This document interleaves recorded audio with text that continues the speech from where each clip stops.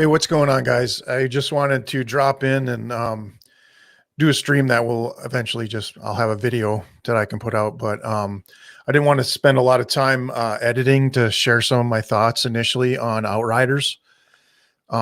We've been having a great time playing Outriders. I'm playing with some friends and some people from the old guild that we had in Division 2.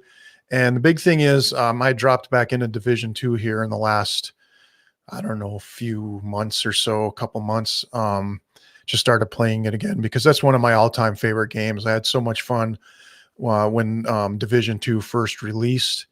And, we got a guild going and met some new people by starting a guild. And we'd log in almost every day and play for a little bit. And we just had such a great time playing that game. And, it's a couple years old now. It's still a fantastic game. I still play with some folks here and there, but we got really excited when Outriders started to really get pushed by the developer, and we saw a lot of videos online. And it's another cover-based shooter made by the folks that made Gears of War and some other popular titles.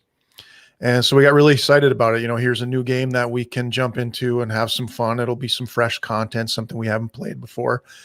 And yeah, we've really enjoyed it so far. I would say, probably the big difference between Division 2 and this game is that this is very linear. Division 2 had so many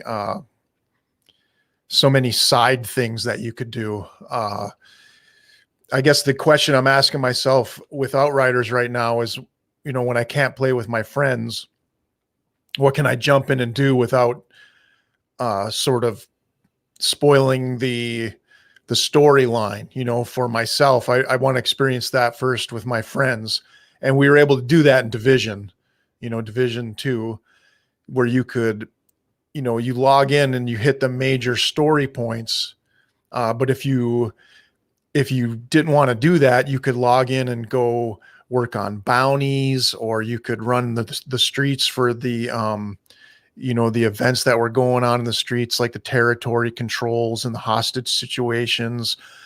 You could crawl down in the sewers and look for keys, and there might be some bad guys down there. You could collect loot and work on a build through all those different activities without necessarily hitting all the major points in the storylines. So, I mean, this is a great game, and we're having a great time with it. I just find myself really, other than replaying, key mission points and going back through the limited amount of side missions that are in this, don't really know what to do if I can't play through the story on my own. Where again, in Division 2, I could hop in and play for a couple hours and not hit the major mission areas. So I'm really interested to see what this game has for endgame.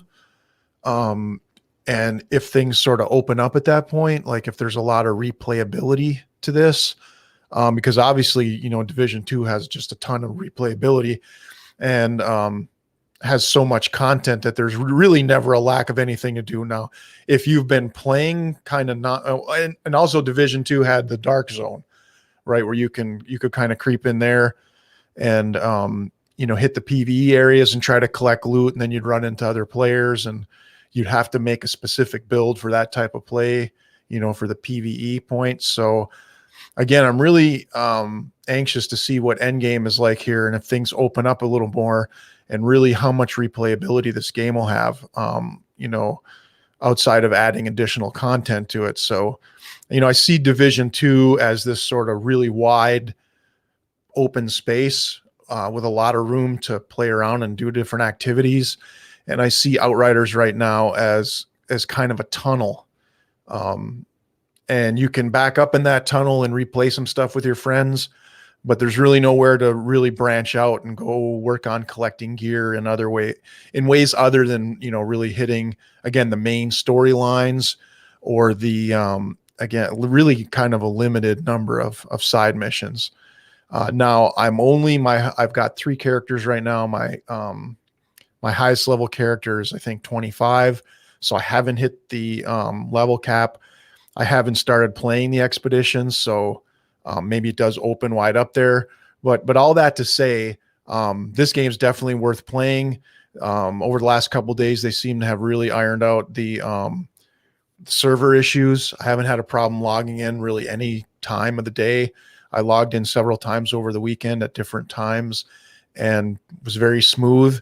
And to be honest with you, outside of the server issues, very impressed with the launch of this game as far as how few bugs were in it. Now, if somebody out there has run into a bunch of bugs, I haven't seen that on Reddit or anywhere else, or, I haven't heard a lot of people chirping about game bugs that affect, really gameplay. But there was the snafu with the servers. I just don't think the developer anticipated this many people jumping in at the game at launch, because they gave it away free. The demo was given away free, and you were told, very clearly that whatever progress you made in the demo, you wouldn't lose on release. So basically, you could download it for free, play as much as you want, and decide whether or not you could have played through the entire game right up to level cap, and probably a lot of the expeditionary stuff, when it was free in the pre-release. So I assumed a lot of people took advantage of that, but obviously they had quite a few more people buy it at launch than they anticipated. But kudos to them for straightening out the server problems really in just a matter of a couple of days. Again, I haven't had any problems logging in here since a couple of days after launch. So the one bug that I have consistently is the first time I launch the game, every single time I don't have my HUD, and I've got to back out to the lobby and come back in. But once that's done, I'm not running into any major or even minor glitches. So anyway, I'm sure if you're interested in the game, you've probably already started playing it. If you kind of were late to the game and thinking about it, I can't, so I have to highly recommend it so far, especially if you've got some friends to play with and you're playing in a group. It's a great time. The abilities are amazing. The skills are really cool. It really packs a punch when you're using some of your abilities. I'm playing, what is it? What's the demolitionist class? Whichever one that is, the Technomancer. I've got one of those, and then I've got the tank class, which is the name of that class is escaping me right now. But I actually rolled two of those because one I leveled was the main one that I've leveled way past some of my friends.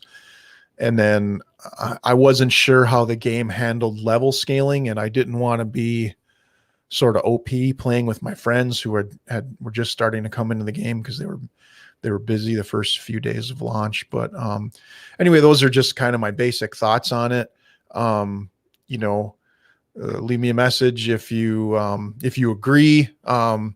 Particularly interested in people that played Division 2 and are now, playing Outriders, and how much fun you're having.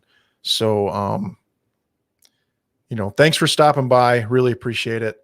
And I'm gonna go ahead and, edit this as a short video as well, stick a thumbnail on it and post it on the channel. So this is Nato, and I'm going to play some Outriders right now.